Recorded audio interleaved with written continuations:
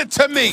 The Baltimore Ravens. Why? You know why? Because they bum rushed the Pittsburgh Steelers. No, they did not win the game. They ended up losing the game. But they beat the Steelers in every way imaginable, running the football against a staunch running defense in the Pittsburgh Steelers, rushing for 265 yards. If Lamar Jackson knew how to hold on to the football in this particular game, they would have won that game. I got to give credit where credit is due. Baltimore is still formidable. You can't sleep on them. They're a top 5 team in the National Football League. I firmly believe this. I'm going with them at number 5. Let's get to number 4 on the list. Please give it to me. The Seattle Seahawks. Why? It's not just the fact that they're winning games. They only got one loss of the season. Russell Wilson is a leading candidate for league MVP. But whether you want to say it's the second coming of Megatron or T.O., pick your choice. The bottom line is simple. DK Metcalf is that dude. The brother is no joke. He's a stud. And oh, by the way, Molly, as an aside, he has helped me with my core level. My core has been improving. Ladies and gentlemen, DK Metcalf got me doing sit-ups at night. I'm trying to tell y'all right now, I got to give the brother credit where credit is due. Let's go to number 3 on the list, please. Give it to me. Where is it? It's the Tampa Bay Buccaneers. Why? Because Tom Brady is just putting on a show. He's completing over 66% of his passes. The man has thrown 20 touchdowns, just 4 interceptions. Keep in mind, last year, after about 8 games, Jameis Winston had thrown over 15 touchdowns. The bottom line is Tom Brady is that dude. It helps that you have Gronk. It helps that you have Brate. Chris Godwin he's missed half the games, by the way. He's going to come back eventually. And oh, by the way, they're about to get Antonio Brown. Lord have mercy. It's going to be special. We can't ignore the Tampa Bay Buccaneers and what we have seen from them. Despite their struggles against the New York Giants, they probably just thought it was going to be a cakewalk, didn't handle it as seriously as they needed to, but they still ended up winning the game. Let's go to number 2 on the list, the Pittsburgh Steelers. Why? Because they're undefeated, that's why. When you're undefeated, I can point out some things, no doubt.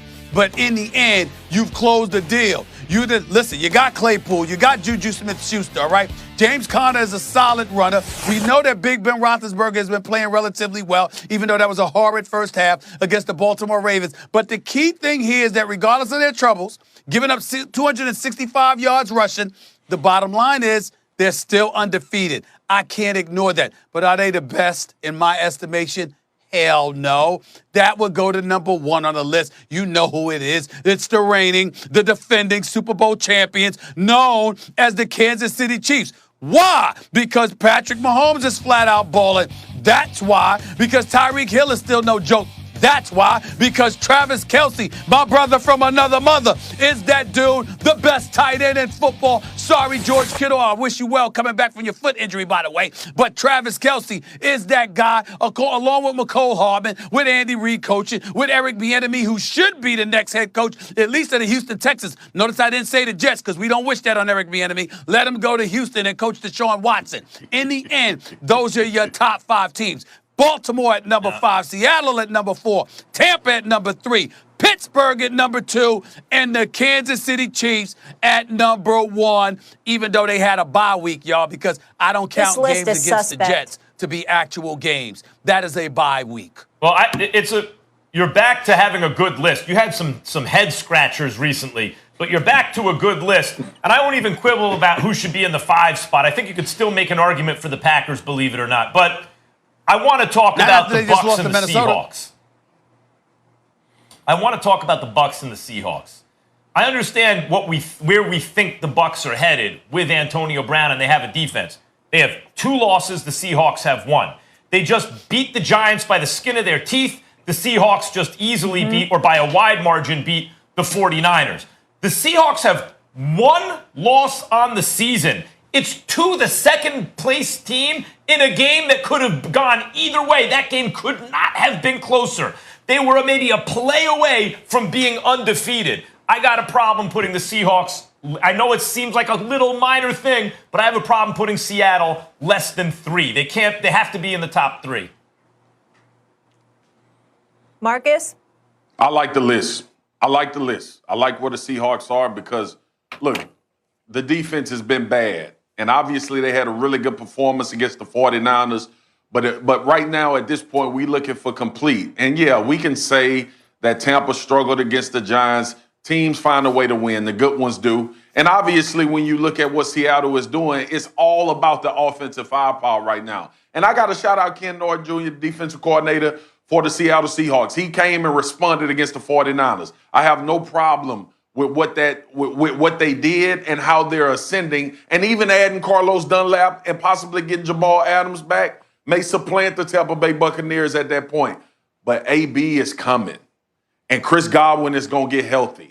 And we know what Tom Brady is going to do. He's not going to turn the football over. And that defense is elite, if not the best in the league. So I'm still comfortable with the Bucs being where they are. And I would almost defer to having them compete with the Pittsburgh Steelers, if not for an undefeated record, to Stephen A's point. I don't have a problem with that. I would take the Bucs defense over Seattle, and that's the reason I have them above Seattle. Seattle, a play away from being undefeated, just easily beating or by a wide margin, beating San Francisco. A play away. And that play was against the second-place team. You guys are rough on Seattle, boy. Wait. Hold up. I got one gripe. You could make an argument the Ravens don't deserve to be in the top 5. I agree with you, Max. You could swap Seattle and the Bucs. They are going to get AB. But Stephen A., you're a Steelers fan. They're undefeated. How are they not number 1? Well, Molly, if you recall what I said, it's that they gave up 265 yards rushing. The fact of the matter is the Baltimore Ravens beat the brakes off of them in every capacity, but Lamar Jackson turned the ball over 4 times. So Lamar Jackson, his individual performance is what cost the Ravens the game, but clearly in every other sense, they beat up the Pittsburgh Steelers. We know what the match is going to be like. We know how roughhouse these brothers go up against one another. But the Steelers closed the deal, and they deserve credit for it. But it was Lamar Jackson. Problem. They still don't make them better than the Chiefs. I thought it was your record. Two teams the Ravens need to beat. 2 teams the Ravens need to beat. The Chiefs and the Steelers, they lost to both. Tough to have them in the top 5.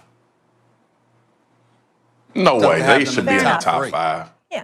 The Ravens are a top 5 team, man. Ravens are a top 5 team. It was a solid list. Wasn't your best, but it was solid. You can say that. Marcus, thank you so much for being with us. We will